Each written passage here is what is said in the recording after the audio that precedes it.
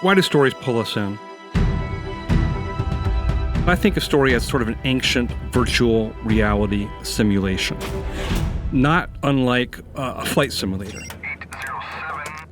That's Jonathan Gottschall, author of The Storytelling Animal, which digs deep into humanity's abiding passion for stories. This show's producers are obsessed with his book. So a pilot goes into a flight simulator. He gets this imaginative simulation of what it's like to face different problems while he's flying a plane. Uh-oh. Come on. Oh, yeah. And he gets better at flying the plane, but without taking any risk. And story may have served the same function for humanity as a way to go into rich, imaginative, emotional simulations and train up on all the big problems that humans might confront in their lives, but without any danger. At the end of the story, the hero dies in your place. In his extensive investigations, Jonathan has immersed himself in stories from across different ages and cultures. There are three basic elements that all stories share. So what's a story? A story always has a character. A character not unlike Scott Harrison, the founder of Charity Water, who started his career working in the bars and clubs of New York City. So a typical night out for me, dinner at 10, the club at midnight, after hours at 4, and then stumbling home somewhere around 11 a.m. The character always has some sort of problem, predicament, some sort of trouble in their lives. I was trying to put myself to sleep. It was around noon, popping the Ambien to come down. And I remember looking out this window on Houston Street in New York City, and other people were just going about their lunch hour. I mean, I just remember thinking, wow, I mean, I'm about to go to bed, get up at 7 or 8 p.m. and do this all over again. I remember just feeling so unhealthy. There was this moment of clarity, this moment of realization then that my life was on the wrong path. And they attempt to solve it. Stories are problem-solution structures. So I'm trying to get out of the clubs, and I'm getting deeper and deeper in. And there was this one night, I remember I was out with the new restaurant partner, and I remember I was fantastically hammered and came out of the bathroom of this private members club and saw a bouncer talking to my new partner, and they had a heated exchange, and my new business partner says, "Hey, this guy is harassing me. You know the owner. Why don't you do something about it? You got my back or what?" And I stumble out onto the street, and I dial the owner and say, "Hey, bad behavior going on here." And she winds up terminating the employee. And the next night, I typically left the party at the club I was working at 3, and I left at 2:50 a.m. And on my way home, I get a text from my doorman. "Hey, that guy that you just fired, he just turned up with a gun looking for you." And I said, "Well, I'm gonna take a couple weeks and get out of town." And I remember renting a cobalt blue Ford Mustang on a 1-month rental. I grabbed a Bible, I grabbed a carton of Marlboro Reds, I grabbed a bottle of scotch, and I was just gonna head north and take some time to lay low and to think about things. And as it turned out, I never came back. A good storyteller draws you in. A better one puts you in their shoes. A great one makes you feel the pain from every jagged rock, stone, and piece of gravel they clamber across, while also filling you with the hope of redemption.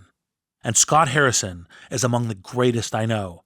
You'll hear a lot more from him later in the show, but for now, back to Jonathan on why stories matter. In a nearly literal sense, story is a drug.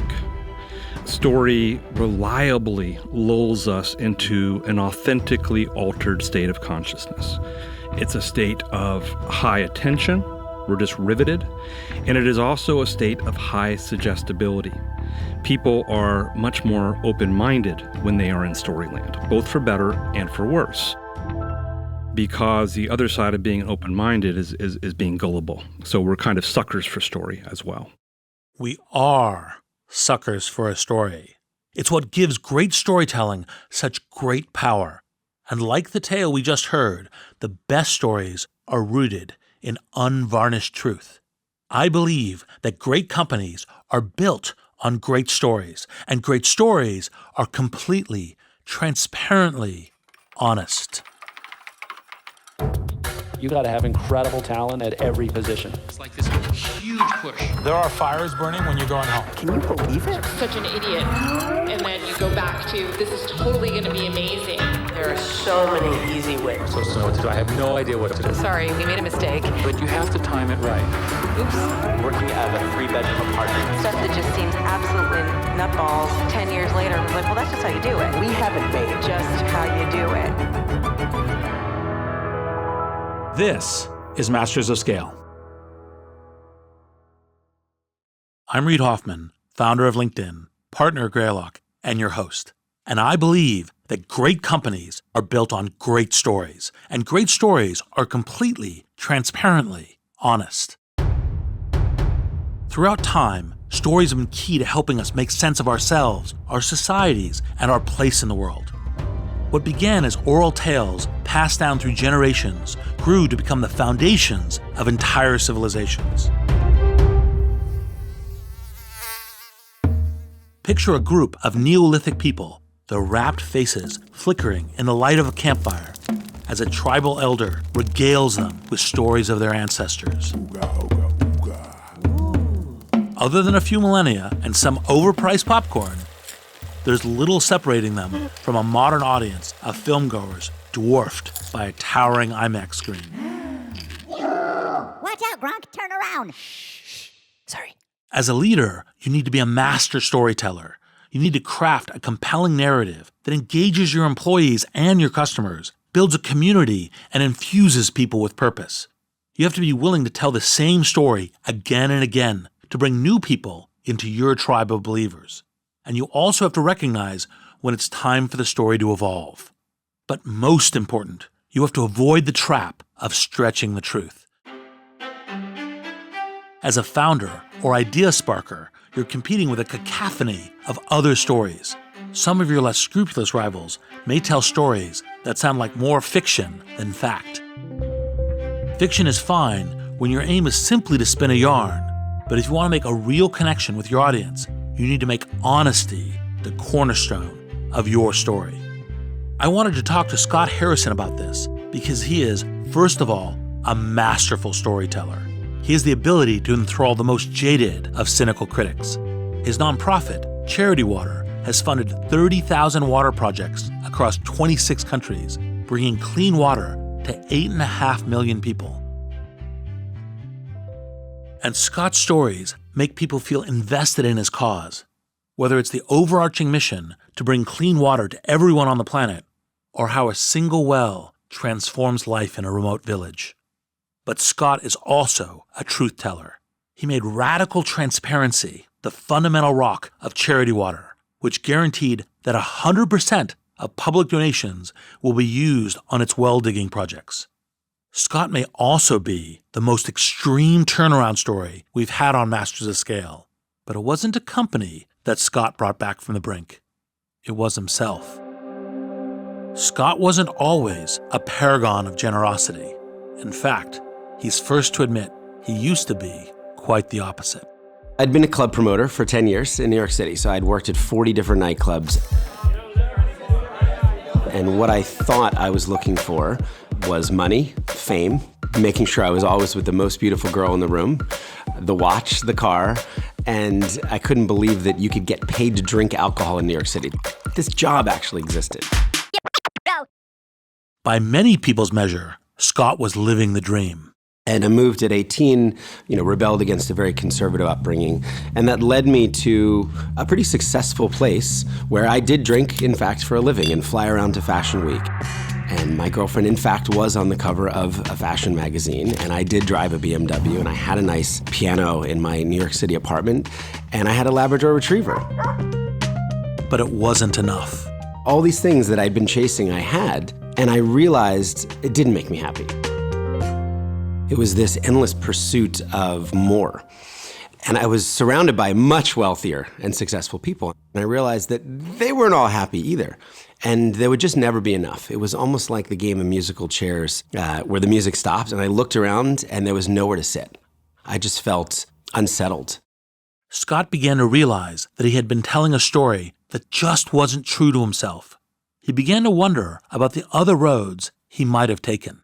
This had to do with the upbringing, the morality and spirituality that had been really ingrained in me as a child that I'd walked away from. And I wanted to come home. I wanted to re-find that.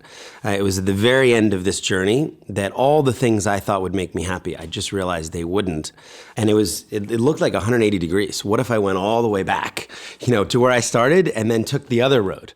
That other road wasn't a slight detour. For Scott, it meant slamming on the brakes in a screeching U-turn. Well, I actually asked myself this question: what would the opposite of my life look like? And I thought, well, if I'm this selfish, hedonistic, drug-addled nightclub promoter who's done nothing for the poor, nothing for anyone else, what would it look like to actually help people in need? And I thought, okay, what if I quit and did 1 year of humanitarian service to the poor? Scott sold most of his belongings, gave up his apartment in New York, and began applying to every charity he could think of. And every one of them turned him down. Finally, after months of rejection, one nonprofit offered to take him on, but there was a costly catch. Hey, Scott, if you're willing to pay us $500 a month, and if you're willing to go live in post-war Liberia, which is a country I'd never even heard of, you can volunteer with us. It sounded pretty good to Scott. And I said, this is perfect. It's the opposite of my life. Here's my credit card. When does it start? And they said 3 weeks. And then that led me to my first exposure, really, to extreme poverty. And at that time, Liberia had come out of a 14-year civil war. There was no electricity. There was no water. There was no mail system. And I joined a group of humanitarian doctors, which really eventually then led me to water. That nonprofit was called Mercy Ships. They dispatch ships staffed with medical personnel throughout the developing world. They dock at key ports and perform life-changing operations for thousands of people. Scott was tasked with documenting their efforts in photos. So tell me a little bit about what the experience was in taking pictures on this very first trip. It's funny. I think the first time I met you, I opened up a laptop and I made you look at 100 pictures. Yes. I'm a visual learner and I'm a visual communicator. And for me, it was show, don't tell.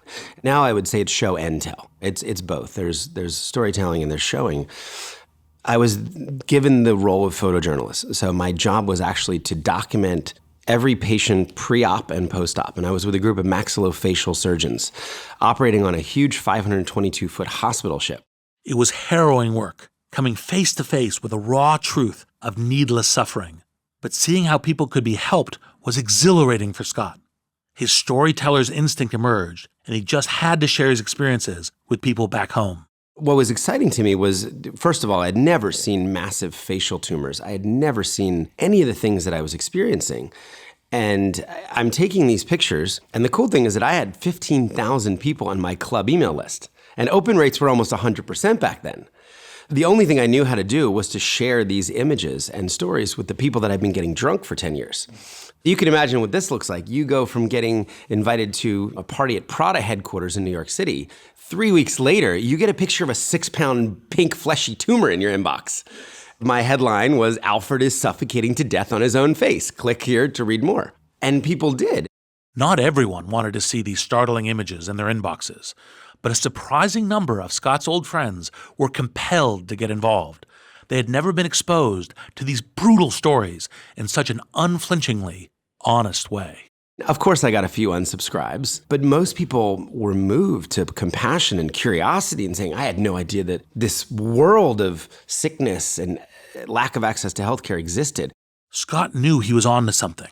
I had this aha moment early on that the photos would move people in a way that the words couldn't. If I just say, hey, I took a picture of a kid with a tumor today, you're like, I've never seen a kid with a tumor in his mouth before, but you show that. Or I remember meeting a 65-year-old woman in the bush with a cleft lip. And for her entire life, food and water had spilled out of her mouth because she never had access to a $200 surgery. The picture of her before and the picture of her after being received back into her village like a celebrity, that says so much more than the ability to even just tell that story. So that first year I took 50,000 photos and I was just blessed. I was assaulting my club email list every few days, every week with a new story, a new before and after set. For Scott, these pictures had far more than mere shock value. They told true human stories, stories that started from a place of despair and darkness, but offered a truly happy resolution that anyone would want to be part of.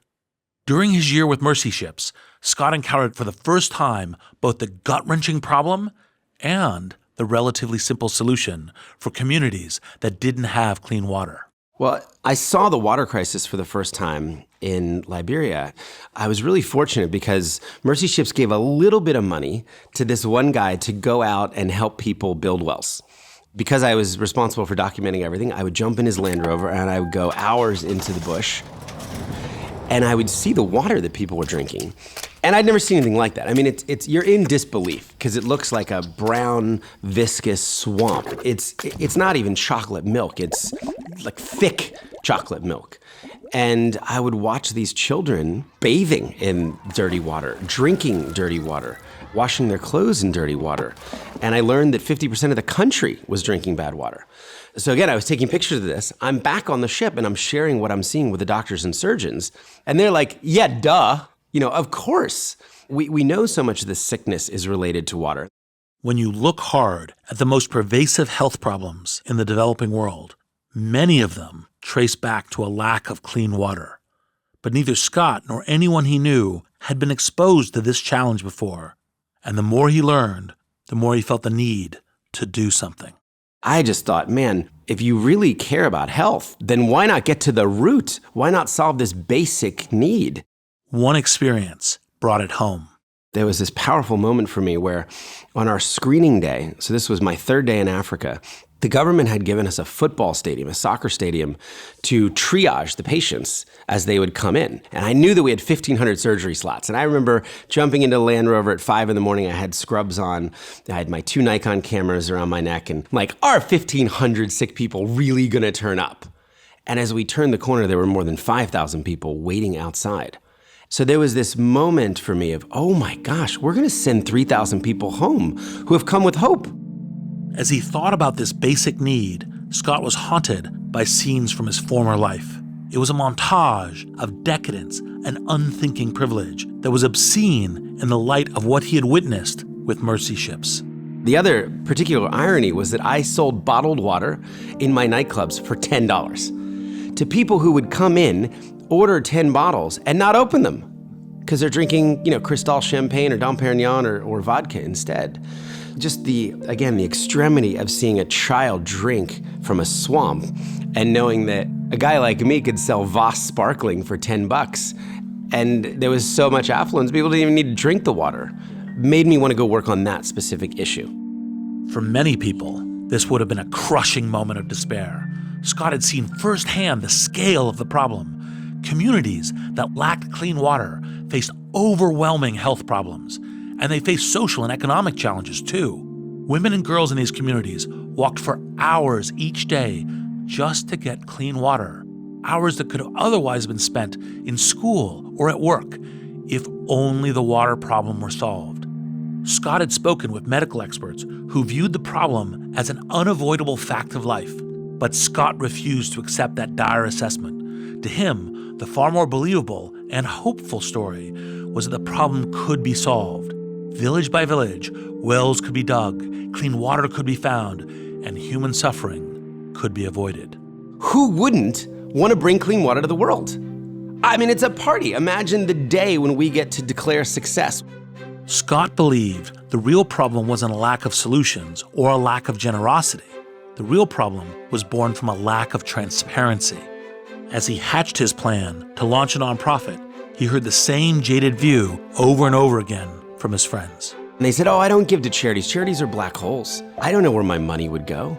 I don't know how much of it would actually reach the people. Charities are ineffective. They're bureaucratic. The CEO is probably just trying to make millions of dollars for himself and driving, a Mercedes-Benz around. And I realized, whoa, this is crazy. I always thought America was this generous country. And we have this reputation for being some of the most philanthropic people in the world. So for me, this was the great opportunity. Where others saw cynicism, Scott saw opportunity. He would launch a nonprofit designed to bring clean water to the world and inspire generosity by tackling cynicism head on.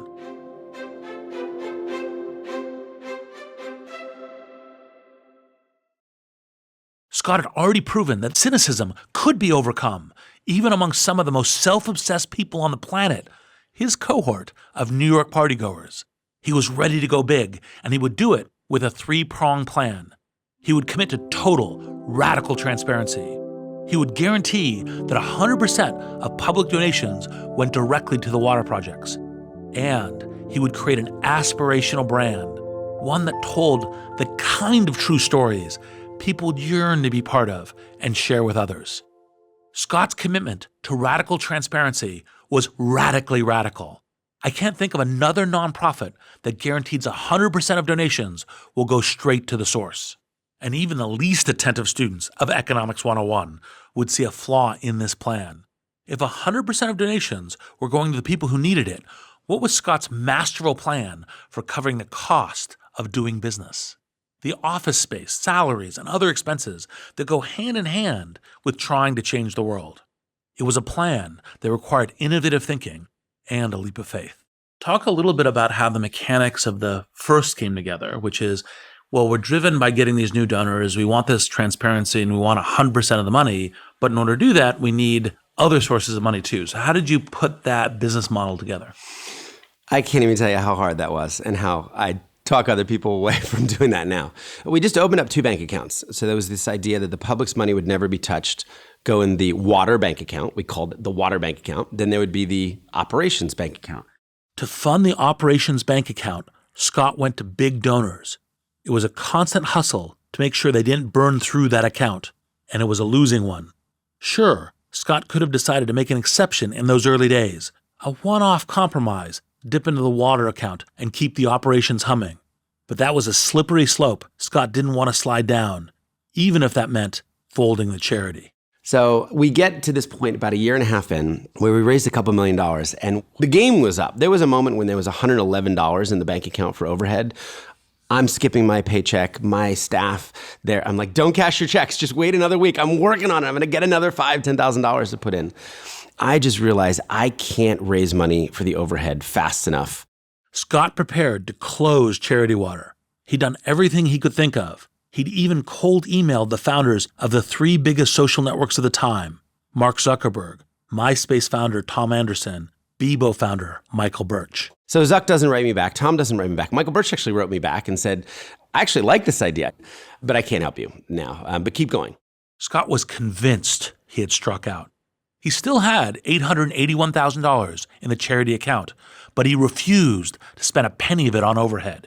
He made preparations to distribute the last of that money and close Charity Water. But at the last moment, a lifeline appeared. Michael reemerged and he says, hey, I'm in New York. I'd like to stop by and see your office. Well, we had actually just moved into a really greasy, crappy office at that point. And he comes in, and I remember he's very British. I think he hates me. He doesn't smile for an hour. Very dry. Oh, I don't like charity. I don't trust charity. You know, I'm like, well, yes, I know. I built this thing for people like you. Scott's commitment to transparency had convinced a charity skeptic like Michael to get involved. Scott set about bringing the Charity Water story to life. I do my thing on the laptop and I'm clicking through 100 photos and here's my experience in Mercy Ships and here's my vision for a world with clean water for everyone and here's the business model, but I'm kind of broke. So he says, well, let me think about it. Scott's storytelling skills paid off. 3 days later, I get an email from him saying, hey, it was great meeting you. I wired $1 million into your overhead account. So we go from insolvent to a year in funding. And you know, in your business, this was a lifeline. Yep. And it's funny because at the moment, it was all about the money. It was, I have another 12 months of runway to go and figure this out. I think now it was the confidence. Someone believed in me. They believed in this crazy business model. You know, that was $1/3 billion ago. Yes. And had it not been for that one act of radical generosity, that one act of trust, that one person saying, I see something in this entrepreneur, and I'm going to fund it. I'm going to give him a little more rope. That's the most important thing about securing an investment. It's vote of confidence that your vision, the one you've wrestled with, nurtured, and at your darkest moments, doubted. It is a vindication that gives you the emotional capital to go out and sell your vision to others. And that's exactly what Scott did. We then use that extra year to work on the other side of the business and turn it into a multi-tier, multi-year giving program where now 129 families fund all of the overhead. And it's people that I'm sure you've had on here. It's been Jack Dorsey and Sean Parker and Johnny Ive and Angela Ahrendts and Matt Mullenweg and Daniel Ek. And it's been a lot of John Doerr, venture capitalists, entrepreneurs that actually delight in helping us build the business. They delight now in paying for the 78 employees in New York City. They delight paying for a software engineer who could be at Facebook or Google making 50% more plus stock and has decided to code in the service of others, to use their time and talent for less financial gain. Scott refers to this group of wealthy donors that supports the overhead as the well. Their support continues to be vital to this day. I spend 50% of my time building that group because it's hard. It's still hard. But they have made it possible for over 1 million donors now to have a pure play. So you have these two bank accounts, 130 families, 1 million donors getting a pure play. So we made it work. But without that moment, it wouldn't have. Scott's radically transparent finances were hard won, but they created the backdrop of trust that he could build on. And his next challenge was an even steeper climb. He was determined to fashion Charity Water as an aspirational brand, one that led with hope instead of guilt. It wasn't at all obvious how to do this. How did you go about this? I'm going to create an aspirational brand, an ability where people have this emotional connection, this desire, this want to wear the t-shirt, for example. What was some of your thinking about how to do that effectively? The whole thing to me was invitational. It was a party. I threw parties for 10 years. So there was something about me that would look down from the DJ booth and see 1,000 people dancing and smiling and say, I have done a good job. Now, that party looks pretty rough around 5 in the morning when the lights come on and people are lying on the floor and, going home with hangovers. In some ways, I wanted to throw a party for good. And I thought giving and generosity was this redemptive, magical thing. When you give of your time and your talent and money like I had. So I had been redeemed in the process. Note how Scott uses this story of his own redemption to make the huge task relatable to others. I'd gone from this selfish hedonist who was miserable and rotting inside and filled with rage to this person filled with life as I ran around taking pictures and sharing stories and seeing the money come in to impact people's lives and meeting these doctors. So I came back completely transformed after my 2-year volunteer gig, and I dropped the vices and I didn't miss them. I didn't want to go back into the clubs. I didn't want to do coke again. I didn't want to do any of that stuff. I wanted other people to share in that experience. Scott has made this positive outlook the very fabric of Charity Water. We would have these sayings of the organization: hope, not guilt, invitation, inspiration. Who wouldn't want to come along? The images that we would take would be people getting clean water. There would be these images of water erupting from the ground, stories into the sky, 3-4 stories into the sky, 1,000 people surrounding the drilling rig, getting wet, water falling from the sky. They're clapping, they're dancing, they're laughing. That was the Charity Water image, not the child drinking dirty water. And we weren't afraid of that in context, but we always ended with, here is what we're about. We are providing this life-giving party. And there's before the water and there's after the water. Do you want to be a part of that solution?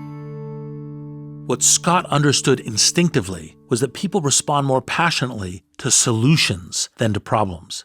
Problems can inspire outrage and guilt, but they also trigger compassion fatigue. Solutions inspire hope and motivation. Solutions are an invitation to work together and to feel like you can make a difference. The key was making people say yes to that invitation. And Scott saw a fundamental flaw in how charities had traditionally gone about doing that. As I looked at charities, I saw bad websites. I saw anemic brands. Nick Kristof had written in the New York Times that people are peddling toothpaste with more sophistication than all the world's life-saving causes. And where was the Nike, the Apple, the Virgin? Where were these imaginative, inspiring charities? It wasn't just that they were uninspiring. It's that they were making a basic flaw and judging the psychology of their target audience. Charities use shame and guilt to market their wares. They made people feel terrible about what they had, hoping that they would respond. You remember those Sally Struthers commercials from the 80s, and the kids in slow motion looking sadly at the camera, and the fly lands on the forehead, and the 800 number comes across. They worked, but nobody wants to wear the t-shirt of that charity. Nobody wants to tell their friends. That charity didn't make them feel hopeful. So Scott took his cue from a brand that had built itself on selling aspiration. Think about Nike. Nike was really the best inspiration for me. Imagine if Nike marketed like many charities. Hey America, you're fat, you're lazy, you're stupid. Turn off the television, put away the Doritos, go for a run. First of all, it wouldn't work. Secondly, nobody wants to wear that shirt. Yes. But that's not what Nike's done. They show stories of people overcoming impossible odds, overcoming adversity. Nike says greatness is within you. You can do more than you ever thought possible. And then they storytell and storytell and storytell around that. And you do want to wear the shirt because Nike believes something in you. So we've really done the same thing. We believe there's deep compassion and generosity in people that's waiting to be untapped. And here is where the real power of inspirational storytelling kicks in, because it creates a loop that feeds into people's desires to share. And then they open up their networks to the cause, and the inspirational story spreads. As they tap into that, it frees them from the selfishness. It frees them from the pursuit of more. And I want them to get addicted to giving. And that feedback loop, that proof loop was so important for us. Inspire someone to give and then show them how their money, even if it's $10 from a child, from a lemonade stand, how that $10 actually traveled across the world and did good. And if you can show them, you create this virtuous cycle and they continue to give not just to us, but to others. Scott knew he wanted to spark a global virtuous cycle with Charity Water. He took stock of the resources at his disposal. He had his photographs, he had a commitment to transparency, and he had an email list of movers and shakers. And there was one more resource that Scott added into the mix. A resource that would go on to define Charity Water in the popular imagination. It's a resource we all have, something we all get once a year, whether we want it or not. Our birthdays. I launched Charity Water in a nightclub on my birthday. It was my 31st birthday, and the only idea I had to officially launch was to get a bunch of people in a club, give them open bar, and ask them for $20 on the way in as a donation. And we raised $15,000. By donating his birthday, Scott had made an impression on his circle of friends. More than that, he had inspired even the most unlikely of them to look on charity in a different light. And I remember that night that a weed dealer came to the club and he put $500 in. And he said, "This is the first charitable donation I have made in my life, but I know where the money's going." And there was just this, oh my gosh, we're on to something. Scott had taken the one day of the year when people are encouraged to be selfish, to sit back and be showered with gifts and well wishes, and he had flipped it 180 degrees. It was simple. It was invitational. It was something everyone could do, and it tapped into the fact that people built their strongest relations with other people, not brands or ideas. People started happily giving up their birthdays to support Charity Water. And then this idea just exploded where 16-year-olds start giving up their birthdays. 89-year-olds start giving up their birthdays. I remember this woman, Nona Ween, writes in her mission statement, she says, "I'm turning 89, and I'd like to make that possible for more people." And we realized this is a rich idea. Our birthdays can help people have more birthdays, can help children reach the age of 5 and not die from waterborne disease. Nona was, because of the privilege that she was born into, had lived twice as long as the average in some of these countries where we were working. So you had this beautiful message that was fighting the materialism of the age. More and more stories were being generated, prompting more people to donate their birthdays to the cause and bring their networks into the celebration. We then also had this really nuanced message was, wow, I can give out of the blessing. I have been blessed with healthcare. I've been blessed with clean water. If my birthday can help other people, then I want to turn it into this redemptive, generous movement. This spreads. Then people start fundraising campaigns. They say, well, I can't wait till my birthday, but I have this other idea. Let me go climb a mountain. Let me go walk across America. Let me sail across the Atlantic. We had a guy listen to Nickelback for an entire week with headphones on. Oh boy. You could be celebrating your birthday, but instead you're listening to this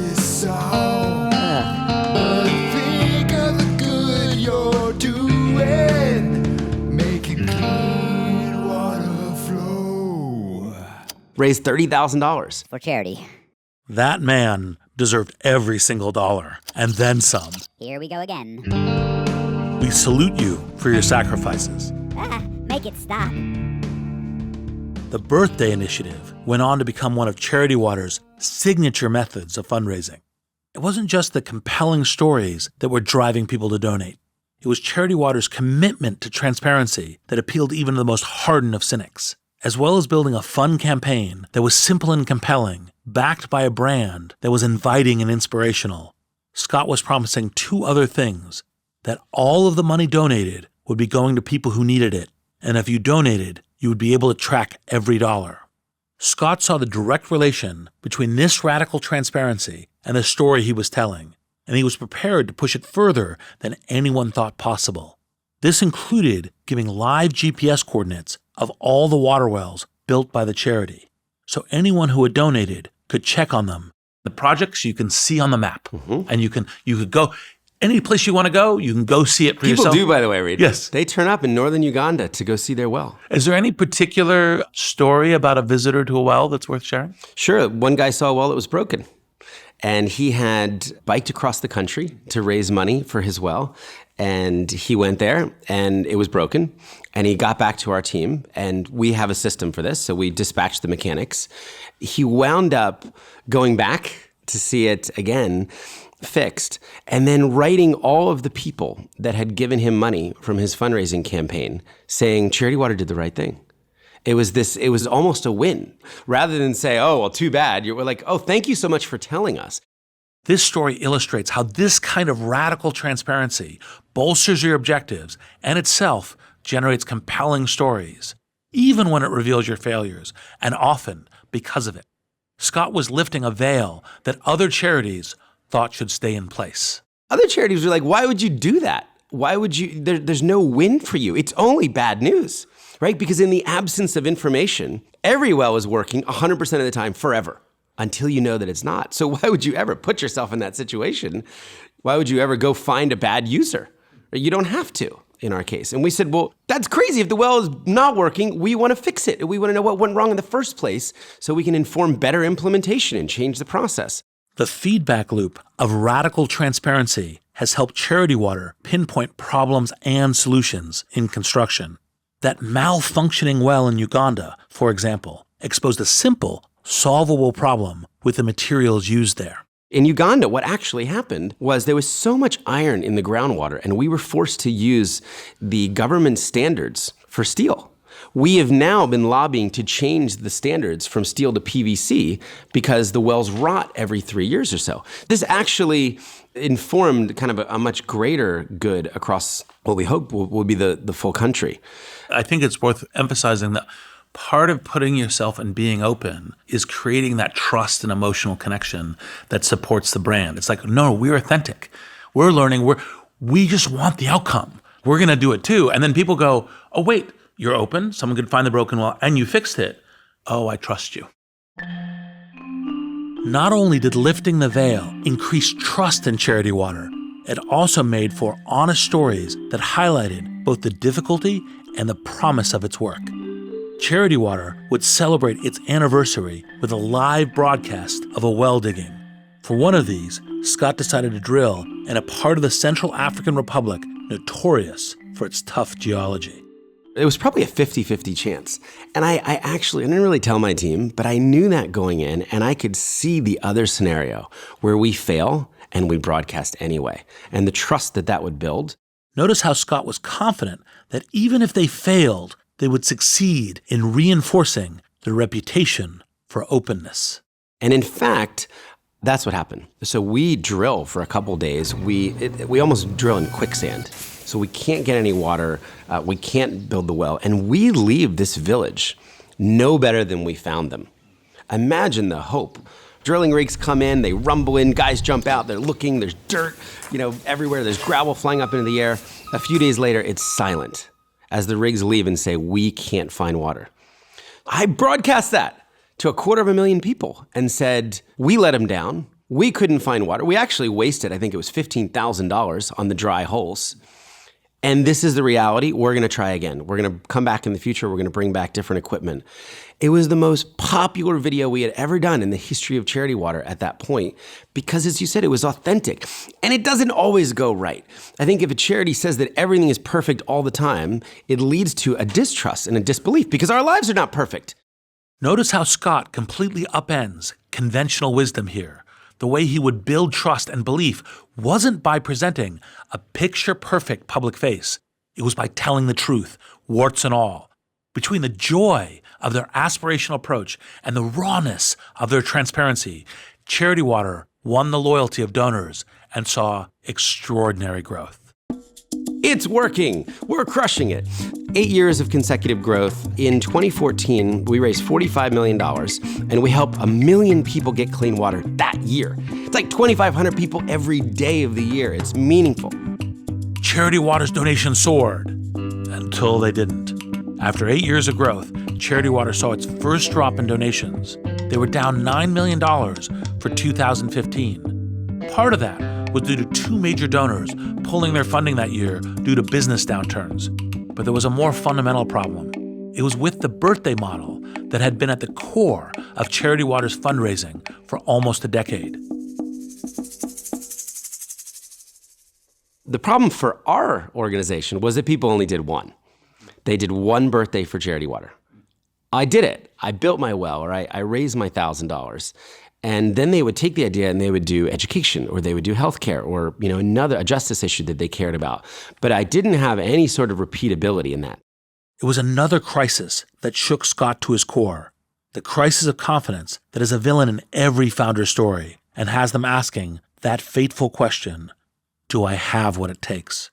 I have this terrible existential crisis. I think it's all my fault. I've failed as a leader. It's time to step aside. This is in Q4 of that bad year. So I saw the writing on the wall. I tell my exec team, they're like, dude, stop whining, go back to work. Are you kidding me? You're not starting a CEO search in Q4.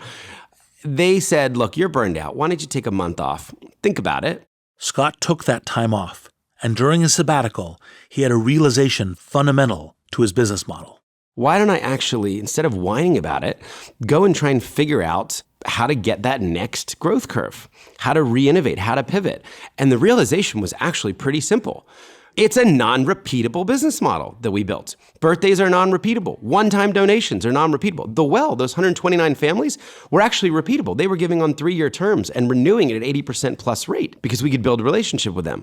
Times had also changed. When before, Scott had looked to social networks for inspiration in building a sustainable network of givers. Now, he looked to a new breed of online service. As I started to look at the Netflixes and the Spotifys and learn that most people have 10 subscriptions these days, why couldn't I build a subscription program for pure good? Why couldn't I build a subscription program where a lot of people show up for a little bit every month, know that 100% of their money is going, and then let's get creative around building community and showing them their impact. I come back, say, all right, we're going to launch this thing. We're going to call it The Spring. I thought that was a nice, hopeful name, right? Spring brings a smile to your face, and it's actually one of the water solutions that we fund around the world. And true to form, Scott knew the way to sell this new model was with a compelling story. With a 10-year anniversary of Charity Water, it was the perfect tie-in. So what was the master storyteller, known for short, punchy, engaging tales planning? Okay, and here's what we're gonna do. We're gonna launch a 20-minute video online to promote this thing. Crickets. My team's like, are you crazy? Nobody's gonna watch a 20-minute video. The attention span is like 15 seconds these days. You could barely get people to watch a minute video. I said, no, we're gonna tell the whole 10-year story of Charity Water, and this is gonna work. Scott was adamant his approach would work. They pumped $50,000 into making the video, then launched it. And we put this thing out, and it crushes it. I think 17% of the people that watch the video convert to subscribers. It starts to grow. The subscription program starts to grow, expands to 10 countries, then 20 countries, then 30 countries, then 50. And that's the beautiful thing about the internet. People start sharing this video with each other. It now has 10 million views. It's been passed around. The cool thing is that we don't even talk about Charity Water until minute 9 in the video, I think. And we're seeing people sign up at minute 6, 7, and 8. Because of the storytelling, because of the transparent kind of raw emotional nature of that. That video is called The Spring, 10 Years of Charity Water. It's a masterclass in telling a compelling story. My name is Scott Harrison. This is my wife, my son, and my one on the way. I lead an organization called Charity Water, and our mission is to bring clean water to everyone on the planet. We'll link to it on this episode's page on our website. Needless to say, Scott didn't quit. The spring was a success, and it was thanks to Scott's faith that retelling the compelling story of Charity Water would draw people back in. Last year, we grew 37%. This year, we're going to grow another 35%. We think we're going to do over $70 million this year, help almost 1.5 million people get clean water. It's really powered by this reinvention. This group of people from 100 countries, they give an average of $30 a month. There's a lot of people that can give $30 a month knowing that 100% is going to get one person clean water. It's been so exciting. So we're telling stories of the community. We're flying teams around to make unique video content now for our Spring members. They're going to Cambodia, they're going to Ethiopia, they're going to Uganda saying, this is what you're doing. Look at what you guys are doing. Yep. Well, one of the things, like I said, it's funny because I don't think that most of the world at scale understand the emotional connectivity. They understand the importance of water that you've gone out and drawn a huge spotlight to. They don't understand that actually, in addition to the kind of the brand and storytelling, which is spectacular, it's also this business model innovation. Mm-hmm. One of the things about thinking about how you spend your time is, well, you have a track record of coming up with really good innovations that make it work. It's a mild nudge to say, do more of it, because it's worked out really well. I'll take that. I'm Reid Hoffman. Thank you for listening. Masters of Scale is a Wait What original. The show is recorded on-site in California and produced at the studio inside SY Partners in New York. Our executive producers are June Cohen and Darren Triff. Our producers are Chris McLeod, Adam Skuse, Jenny Cataldo, Timothy Luli, Dan Kedmi, and Ben Manila. Our supervising producer is Jay Punjabi. Original music and sound design is by the Holiday Brothers. Mixing and mastering by Brian Pugh. Special thanks to Chris Ye, Bob Safian, Elisa Schreiber, David Sanford, Saida Sepieva, Christina Gonzalez, Sarah Sandman, and Lauren Pucel. Visit mastersofscale.com to find the transcript for this episode, and be sure to subscribe to our email newsletter.